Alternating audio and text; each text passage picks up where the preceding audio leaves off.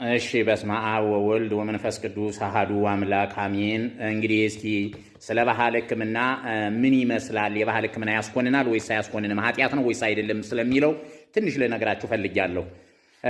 እንግዲህ ጥበብ የተጀመረው በሰባተኛው ትውልድ በታላቁ አባታችን ቅዱስ ሄኖክ ነው። ከዚያ በፊት ለመጀመሪያ አባታችን ለአዳም ብርቱ ጥበቦች የተሰጡት ቢሆንም ሀገር በቀል ጥበቦች በግልጽ አገልግሎት መስጠት የጀመሩት በሄኖክ ዘመን ቢሆንም ለሁለተኛ ጊዜ 10ኛ ትውልድ ላይ የነበረው ታላቁ አባት የሐመር ጥበበኛው አባታችን ኖህ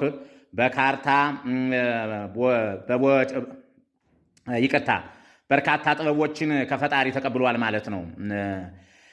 10ኛው ነገድ በሰይጣን ፊት በድር ይገዙ ዘንዳ አስቀረን፣ በምድር እንጨቶችም ያድን ዘንድ የደዌያቸውን መድኃኒት ከማሳታቸው ጋር ለኖህ ነገር ነው ይላል። እንግዲህ ተመልከት መጽሐፍ ቅዱሳዊ